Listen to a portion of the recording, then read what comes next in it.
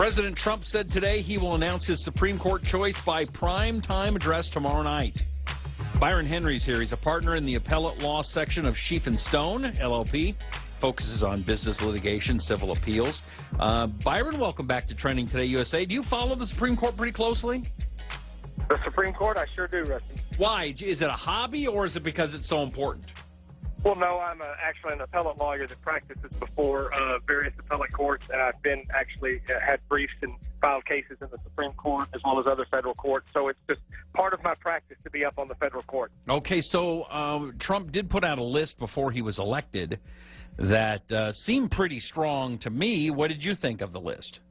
It was very impressive. It had a few unknowns on it, a few odd picks, such as Senator Mike Lee was on there, but it also had basically a who's who of conservative jurists in state and federal courts across the country. The list was well known to conservatives because it was basically put together by a combination of the Federalist Society and the Heritage Foundation. Let me ask you. You said Mike Lee was a strange pick for you. Why? I know he clerked at the Supreme Court and is quite a constitutional scholar. I don't mean strange. I just meant out of the mainstream. He's not a sitting federal judge. He was a sitting senator, and so that's just kind of odd. It's different than all the other, of course, choices were actually justices on state Supreme Courts or federal judges, and this was just, a senator that was sitting. Now, he certainly qualified. That wasn't my point. Right. It's an odd pick to throw in a person as a possible nominee, especially someone that had been critical of Trump in the campaign. Yeah, well, maybe that's the way. Trump does keep reaching out to the other side. He keeps trying to get along with everybody, doesn't he?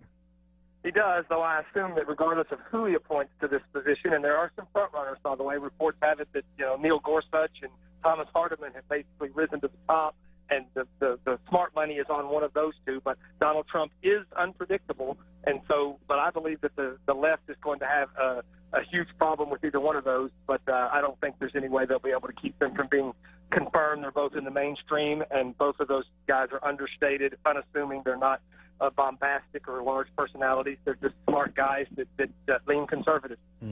All right, Byron Henry. Who would you like Trump to pick? Well, from a conservative standpoint, I would probably lean towards a William Pryor, though he's very controversial. But he has a long record on the appellate court. Why is he controversial?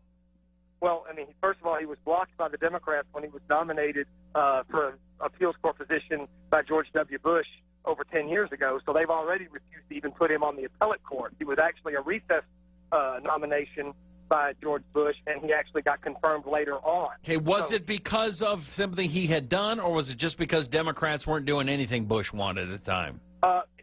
Part of both. He's made statements he's very outspoken. He speaks at things. He's written a lot of opinions. He basically called Roe versus Wade the worst abomination in Supreme Court history. So now there's a lot of people that would say something similar to that only because it's not the abortion part, but wasn't it that law made it so that stroke of the pen, law of the land, and instead of the states having states' rights, it kind of overruled states' rights for the first time. Is that true or not? Yeah, there are a lot of scholars on the left and the right that believe, as a matter of purely constitutional law, Roe v. Wade is a very flawed decision, a poor decision, regardless of how you feel about abortion. So that wasn't out of the mainstream, but it's clear that Pryor is pro-life. So if it's not Pryor, which I don't think it's going to be Pryor, by the way, even though he's from Alabama and Jeff Sessions was his mentor, that's why he was an early favorite, and Jeff Sessions is close to the president. I believe it's probably going to be Neil Gorsuch, and I would probably choose Gorsuch mainly because not only is he conservative, he wrote the majority opinion in the Hobby Lobby case about religious freedom that was affirmed. He's also only 49 years old. And so that is good for conservatives. He also clerked for Justice Kennedy, and he has spoken very highly of Justice Scalia and Justice Scalia's views on constitutional law and statutory interpretation. He reveres Scalia, so I believe he would probably be the closest. No one's going to be Scalia, by the way. Okay. But if you were looking for someone to follow in his footsteps and do him justice, so to speak, or honor his memory, I think Neil Gorsuch would be an excellent choice. All right, Byron Henry, thank you so much. Give me the website you want people to go to. You can find me at www.solidcounsel.com. All right, thank you so much for being here on Trending Today USA. I appreciate it.